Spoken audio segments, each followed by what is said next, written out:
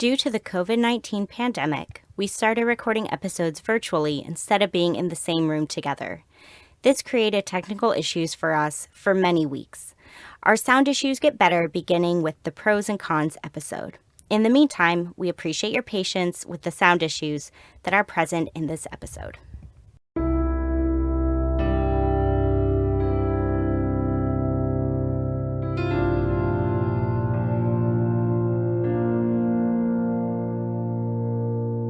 Dialectical behavior therapy was created in the 1980s by Marsha Linehan in Seattle, Washington. Today, DBT is taught all over the world. We're two therapists who believe everyone can benefit from DBT skills. I'm Kate. I'm Michelle. And this is DBT and Me. Hello, everybody. Glad you're here. Hello, says Kate. Alrighty, so believe it or not, today marks the last episode of the emotion regulation skills. We've been spending a number of weeks focused on emotion regulation, starting way back with our Emotions 101 episodes that we did. Oh, 2 of them. It was a long time ago. We had a lot to say about emotions. It's an important topic. And today we're going to be concluding this conversation about emotion regulation before we move into distress tolerance skills. And to do this, we're going to be focusing on what we call, well, DBT calls it, we're going to be going with it, of troubleshooting. The essence of it is basically, over the past however many weeks, we've been talking all about these different skills that you can use for emotion regulation, like please and check the facts and opposite action and all of these different skills. And if you've been trying them out, and if you've been running into challenges or issues where you're doing it, but you're thinking to yourself, this doesn't really seem to be working or helping me as much as I hoped, today is the day where we're going to talk about possible reasons for why that is and what you can do about each of those reasons. Woohoo! So there are 6 different reasons that we're going to be breaking down and going through. I want to briefly mention, if some of this sounds familiar to you, there's a reason for that, because way back in, I think it was part 2 of Emotions 101, we talked about what makes it hard to regulate your emotions. And there were 6 reasons for why it was hard. So I'm going to just briefly review those. And the reasons were biology, lack of skill, like you didn't know what to do to regulate your emotions, reinforcement of emotional behavior, moodiness, emotional overload, and emotion myths. And just as there were 6 things that DBT summarizes as why it makes it hard to regulate your emotions, we're going to basically be addressing all 6 of those today. And as we do so, we're going to be referencing some of the emotion regulation skills we've been talking about, referencing tip that we talked about last week. So there's this is basically a review, more or less, is what we're doing today. Yeah. Bringing it full circle. Exactly. Bringing it full circle and wrapping up any loose ends so that hopefully after today, you really feel like, okay, now I feel confident moving forward of seeing maybe where some of this hasn't worked for me before, now what I can try different and things like that. So, exactly. Yeah. So, Kate, you want to kick us off with the first one?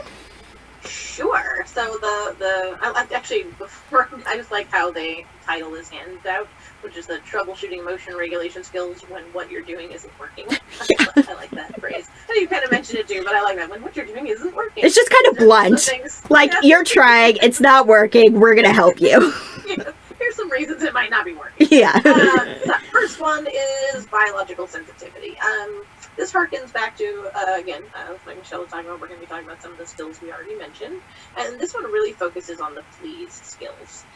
If you remember, please is physical illness, exercise, avoid mood-altering substances, sleep, and eating well. And really what this idea is, are you out of whack in any of those areas, right? If you're having a day and you're trying your skills and you're still just super emotionally volatile and nothing is going well, maybe think to yourself, I've been working on 3 hours of sleep. Maybe that's why everything's all forks today, right? Or, have I been eating nothing but, I'm trying not to throw any particular brand under the bus. Chips. Junk Chips food. all day, yeah.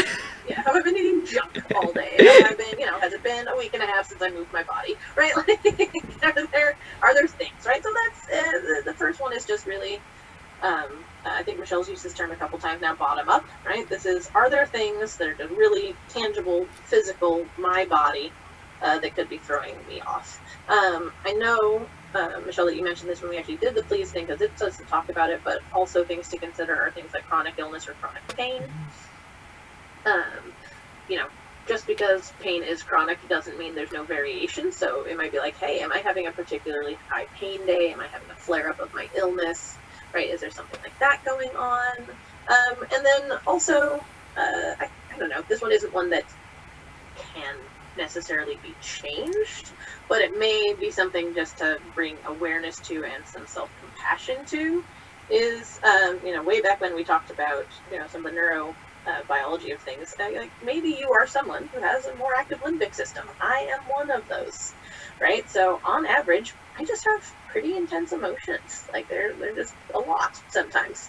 And so, if maybe, even, I don't know anybody that can say this, but if you're one of the, unicorns in the world that can say you've been, eating right and sleeping well and exercising appropriately and treating all of your physical illnesses and everything else, and you're still like, I still have so much emotions, maybe just have a little self-kindness and be like, maybe at a real, literal, biological, physiological level, I'm more inclined to intense emotions. So I'm going to have to spend a little bit more energy and a little bit more work than your average bear, to regulate my emotions. It's just a little bit harder for me, right? And so just acknowledging that can actually make it easier, which is weird. Acknowledging that it's harder can make it easier. But yeah, so the first one is just check your body, and if you can notice places where it's out of whack that you can change, go ahead and work on those. If it's stuff you can't change, it's just an invitation to self-compassion and self-kindness around that. That's kind of how I think about it. Mm-hmm. Any other thoughts there, Michelle? Yeah, the only other thing that I would add on to just what you were saying now of having self-compassion for yourself is also, I think that part of that is, if you feel comfortable doing so, communicating that to the other people around you can also be one way to remedy sort of this in a way. Like, again, if you can't eat something, if you can't take a nap, if you can't move your body, if you're pretty stuck in terms of how you can try to get yourself back in balance and you can't do some of those things, if there's a way to not only communicate and give compassion to yourself, but to, if it's safe and if you feel comfortable doing so, share that with the people around you so that they can have some compassion and understanding for you as well. Like, hey, I'm sorry if I'm really snippy today. I only got 3 hours of sleep. Yeah, that kind of a thing. Because I know when I have people come to me and they convey like, hey, I'm just off my game today. Like, they convey that some way, somehow. I do soften a little bit towards them. And it does change how I interact with them. And that can help. So it can help the other people around you, if it's a supportive environment, respond to you differently. And yeah, it's, I think, a great way to, I don't know, just kind of own it and face it and accept it, that may be a factor of what's going on. That makes sense. I like that. Yeah. Moving on to number 2.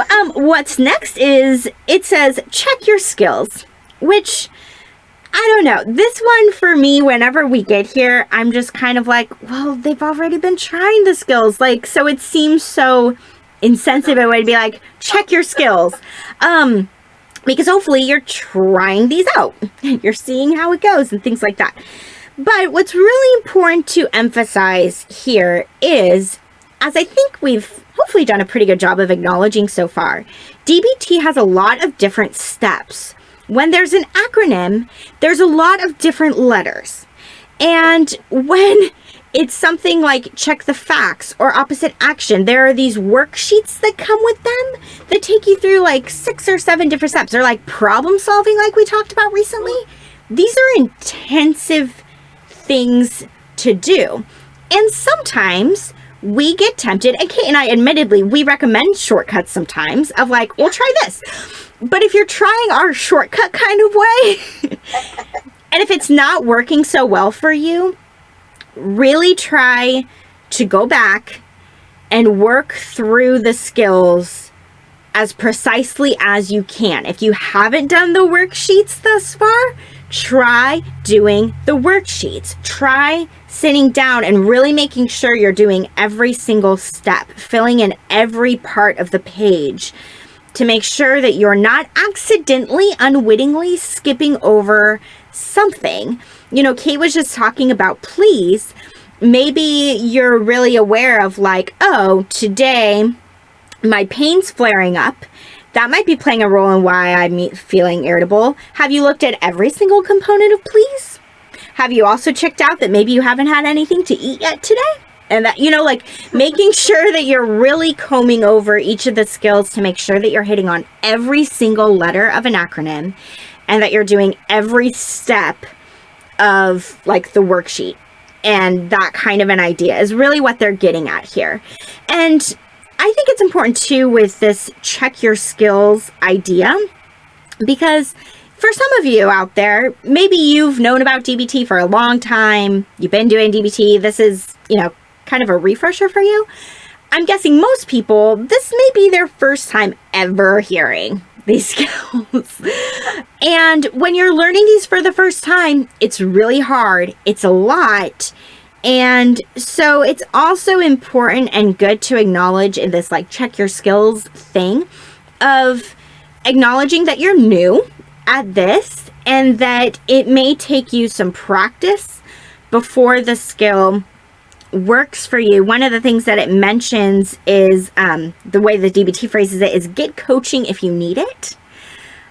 So that's great if you have a therapist that you're working with to go to them and say, hey, I've been trying to check the facts. I want to make sure I'm doing it right, kind of a thing. That's great. And also, I think it's just important to really take your time with this. And again, I mean, Kate and I write into us, right? If you're like, I'm trying, it's not working, please let us know so we can support you as well. But it's just really important if you're trying out a skill and you don't feel like you're getting the experience that you were hoping to get out of it, that you go back and you review it and try again. So, yeah. Anything to add to that one, Kate? Yeah, I think most of what you said is perfect. I would say, I don't know, like if you're trying a skill, I don't know, so I guess I'll just own this. I'm more prone to doing things that I like. Yeah. So, like, if you're trying a skill that you like because you like it, so, right, that's an appeal. But it doesn't seem to be doing the thing that you want it to be doing. Maybe if that's the right skill for the situation, right? Like maybe you really like it, but it's not the one that's meant for that type of situation, right? So you might, here's a place that Google is your friend, right? You might like say like look at the skill online or handouts or things. Michelle's great about posting stuff on the Facebook group that has the worksheets and stuff. But like, okay, is this a skill that's supposed to work in the situation that I'm engaged in? Or maybe, it's worth trying one that I don't feel as strong of an affinity for at baseline, but might be more appropriate to the situation at hand. But that's about all I would add. Mm-hmm. Yeah, no, that's a great point. And I think you're right. There are some skills that we may hear them and we're like, meh.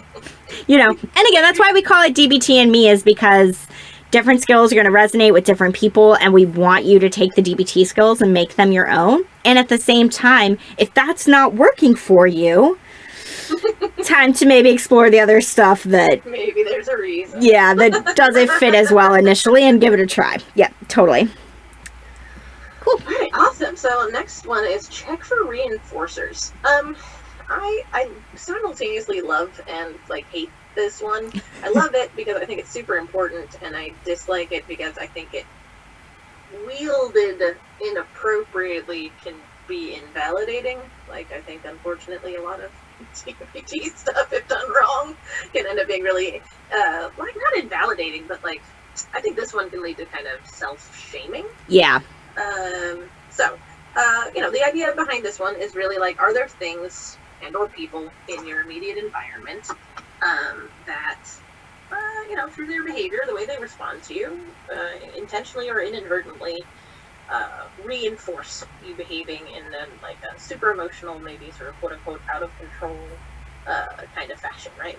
That you get the results you want when you behave in a way that you don't want to be behaving, right? You're looking to change that behavior, but that behavior gets you what you're looking for, which makes it a lot harder to change.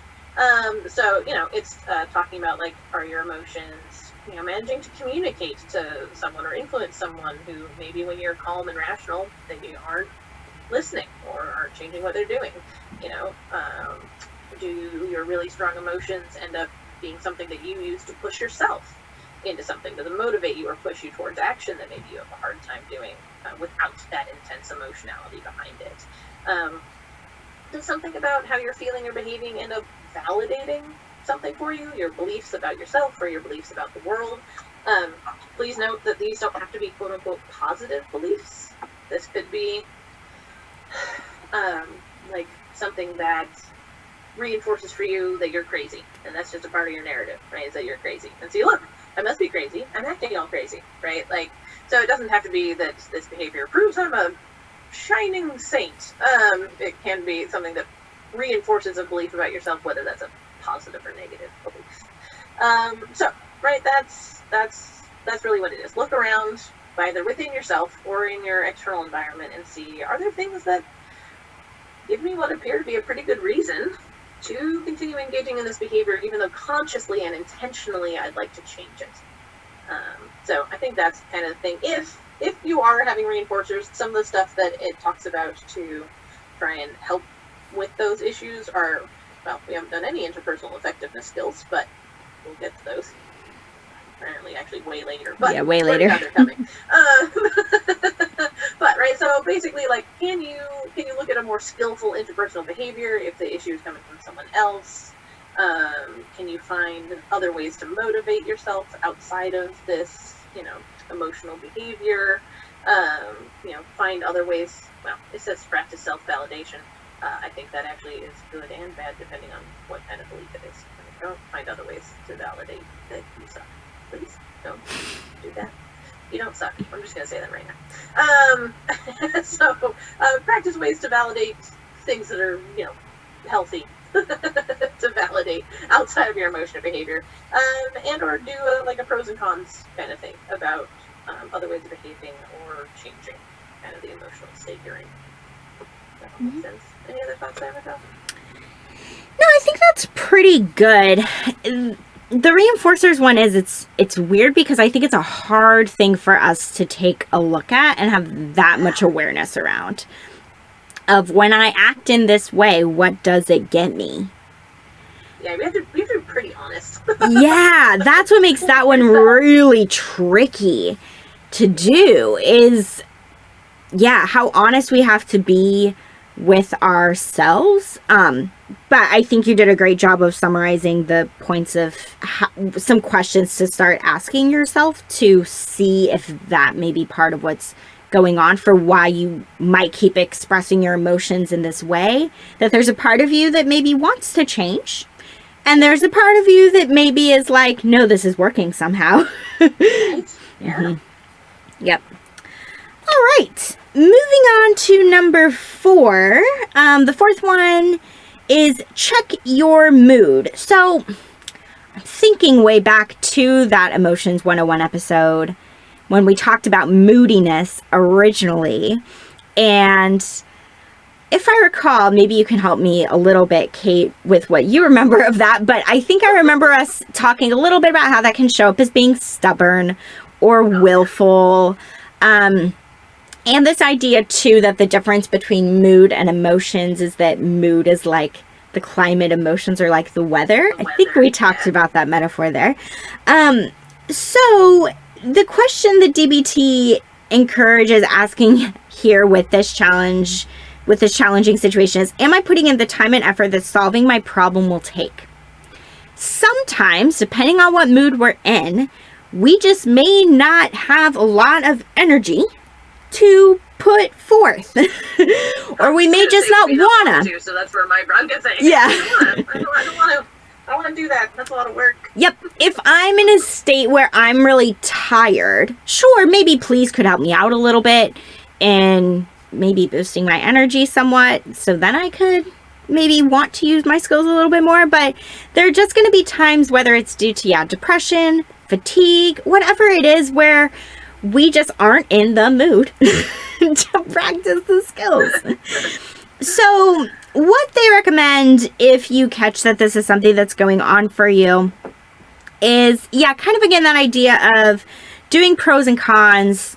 This can be something that you go through real briefly in your head, in my opinion. Yes, DBT has a worksheet for this, but real quickly in your head to just be like, all right, so if I do what my mood is telling me to do, right? If I just sit here or whatever it is, what does that get me?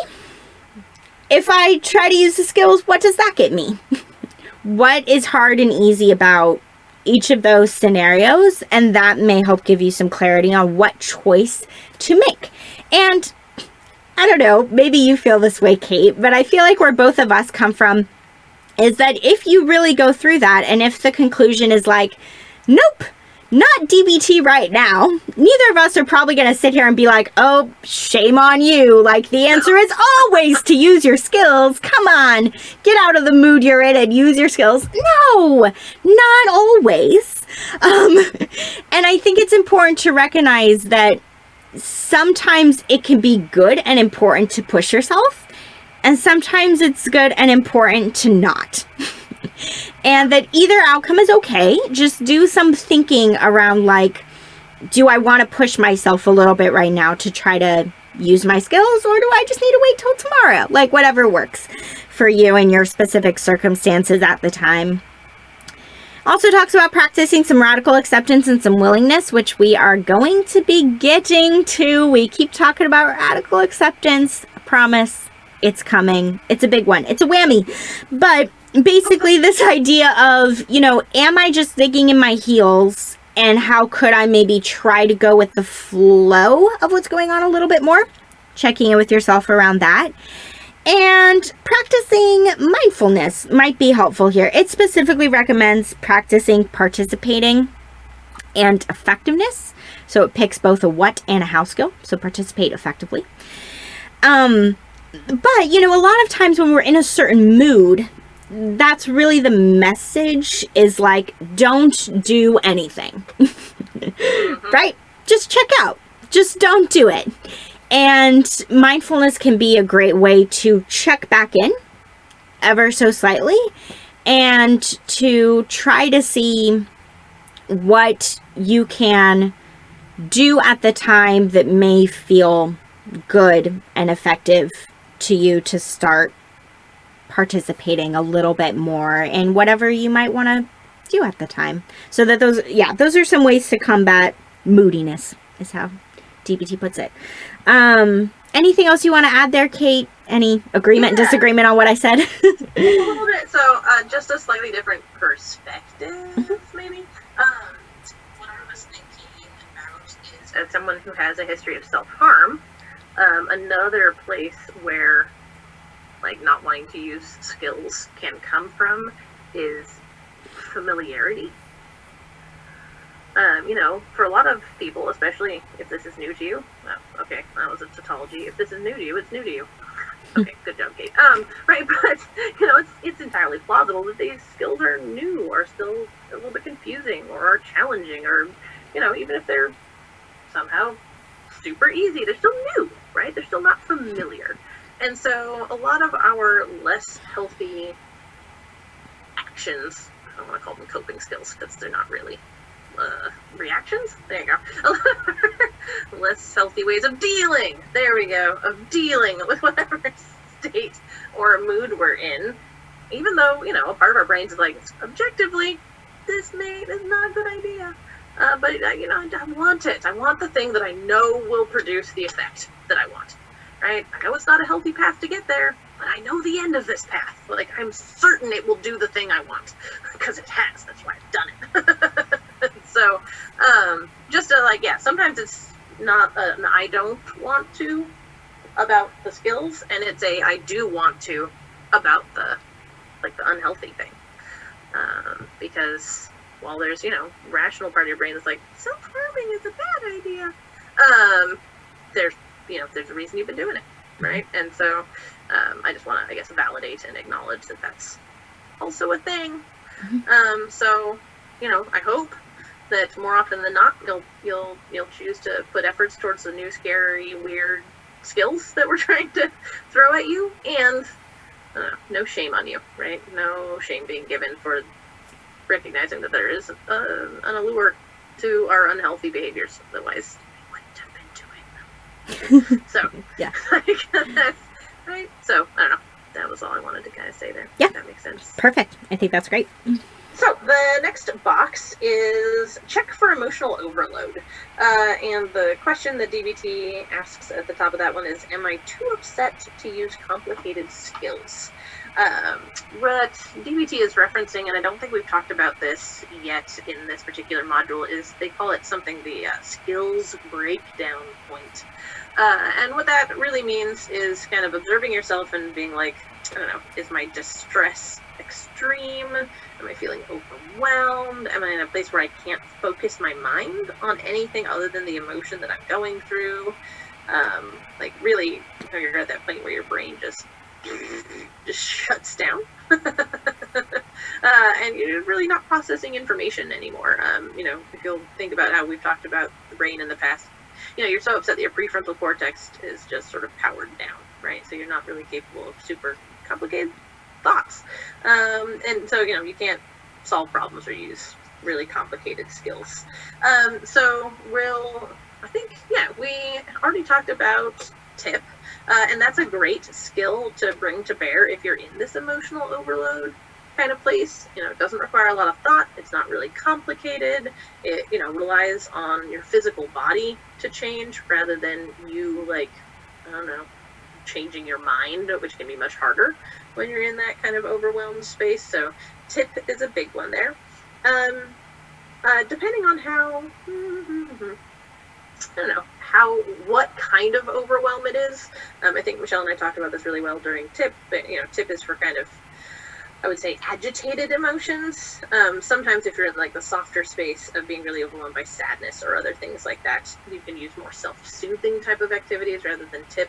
That might look like, I don't know, snuggling up in a soft blanket, holding a teddy bear or a pillow and just cuddling for a while. Other things that are soothing and gentle and don't require a lot of thought either.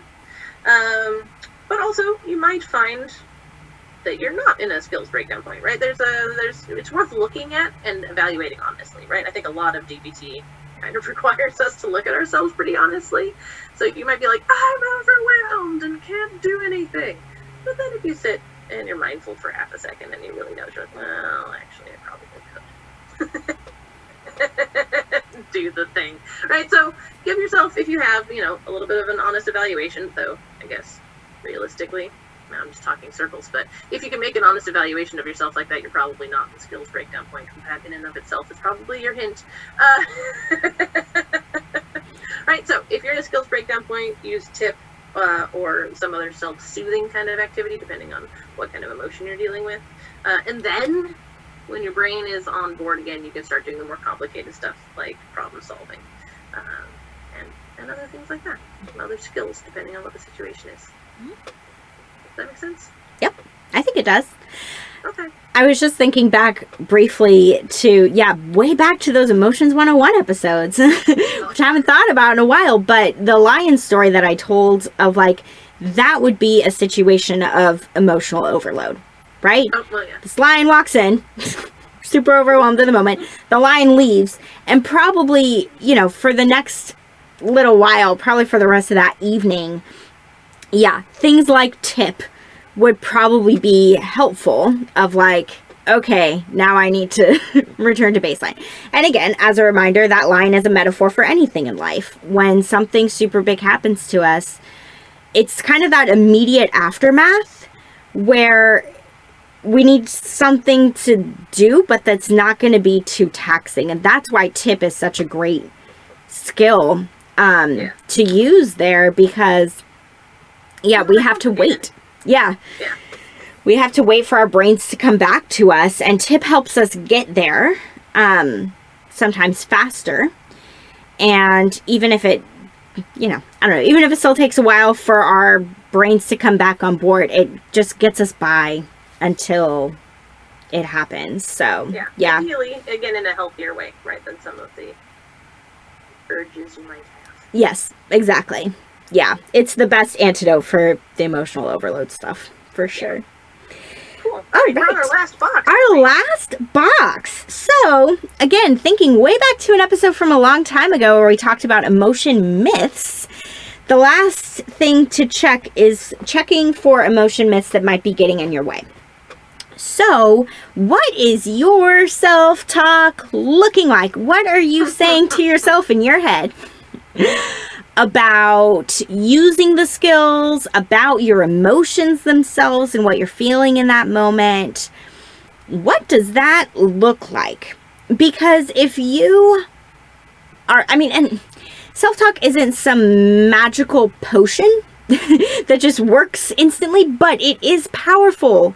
What we say and what we tell ourselves. And if you are telling yourself that your emotions are stupid, even if, I'm just thinking about some of these other things we talked about now already in the episode, even if your police skills are on point, of like physically you're in a pretty good place, even if you're following those skills perfectly to the letter, every bit of it, even if, let's say, those boxes are checked, if you're telling yourself while you're using the skill something like, I don't really know if this is going to work. Like, I don't think I can really do this. This is super hard. Whatever it is, you're creating a barrier for yourself.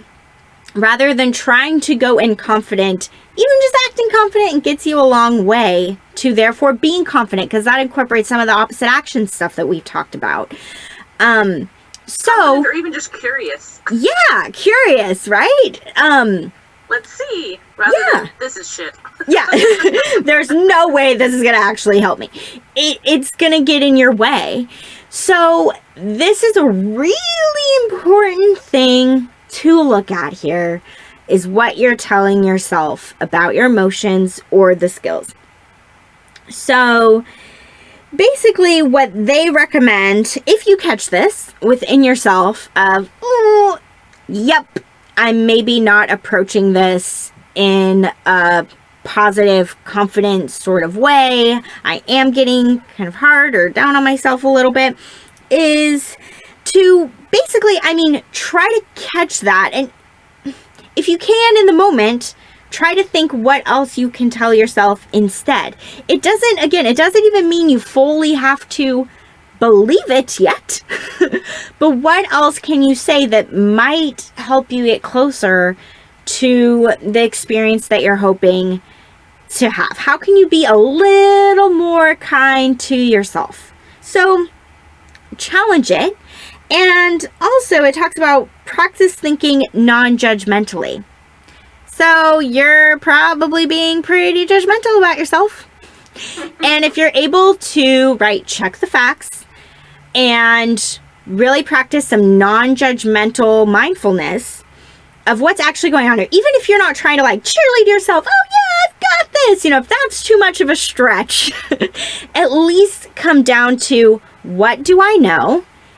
And how can I approach this very non-judgmentally, just factually about what this situation is, rather than judging my emotions, judging myself for trying to use or not use my skills. How can I what are the facts here? What do I know? And how to try to make your self-talk a little more neutral and taking the judgments out of it as best you can. So there's really, I would argue, two different ways to approach this. The first is, kind of cheerleading yourself, opposite action. I'm going to act confident even if I don't feel it yet. You can go that route.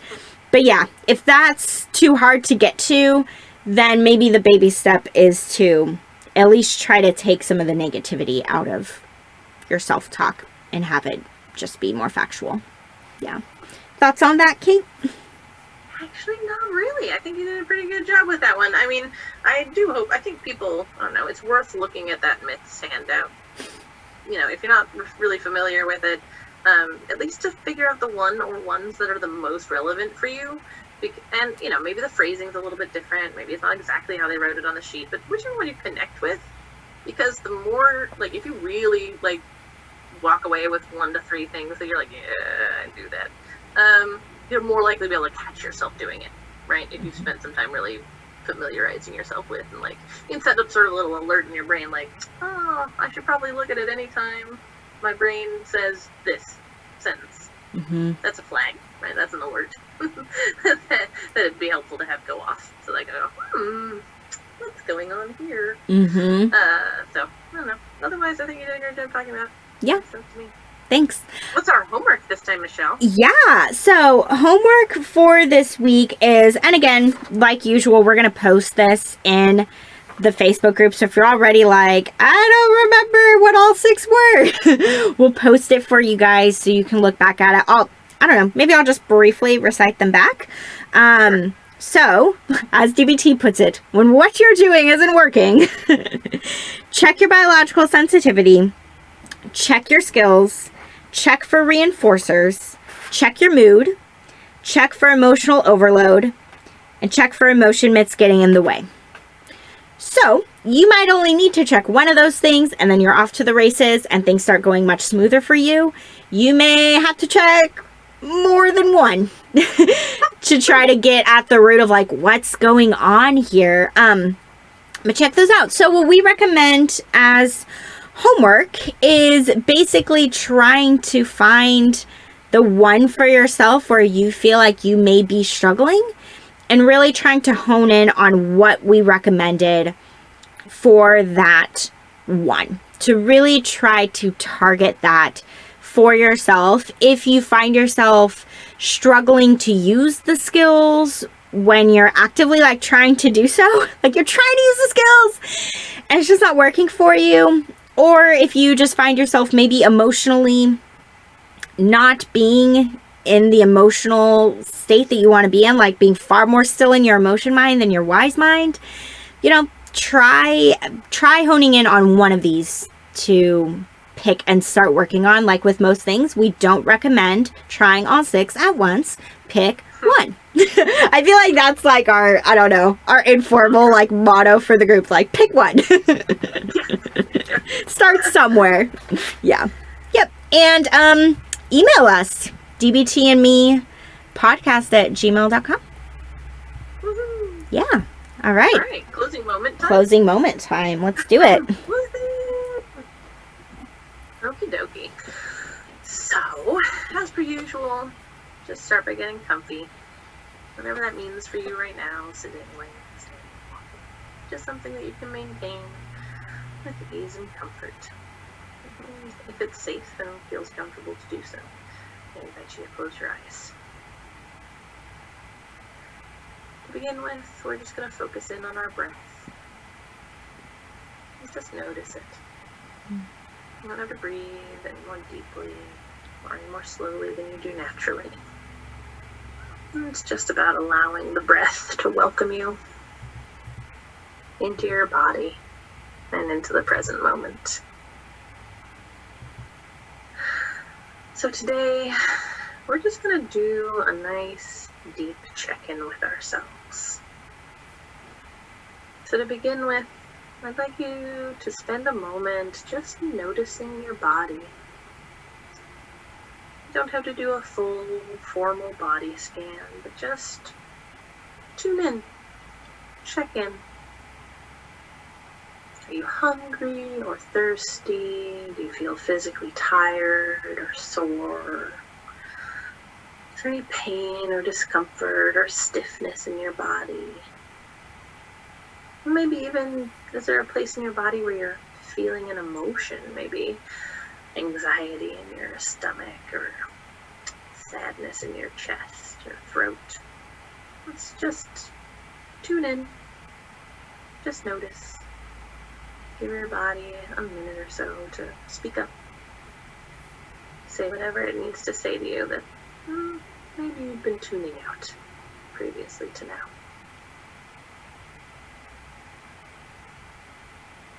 And next, I would like you to ask, what am I feeling right now? What emotions are present in me right now? No limit, no right or wrong answers.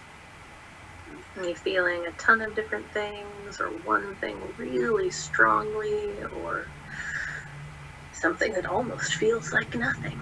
That's okay. Again, no right or wrong answers. Well, this is just a chance to check in. A chance to ask the question and see what answers come up. How am I feeling? What am I feeling right now? Just allow yourself to be open and non-judgmental, no matter what comes up.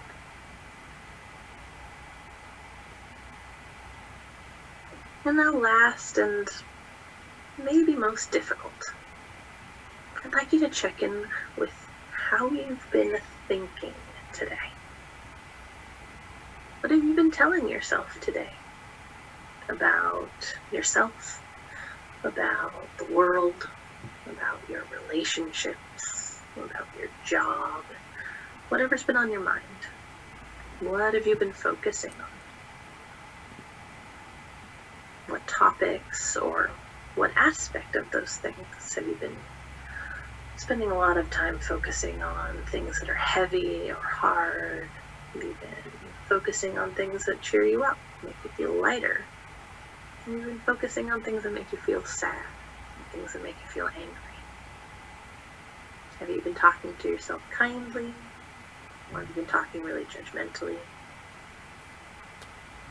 Despite what it may sound like, there are also no right or wrong answers here.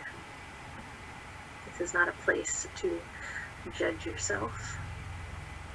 This is just a place to gather information. And this allows you the opportunity to know yourself better in this moment, so you can make some choices after this moment about if, and if so what, you'd like to shift. Just take that moment and try and bring in all the information from this check-in. How's my body feeling? And is there anything I want to do about that at the end of this? How are my emotions doing? And is there anything I want or need or can do to shift that? And what have I been thinking? What have I been focusing on? How have I been thinking today? Is there anything I want to do to shift or change that? So now just take 2 or 3 slow deep breaths.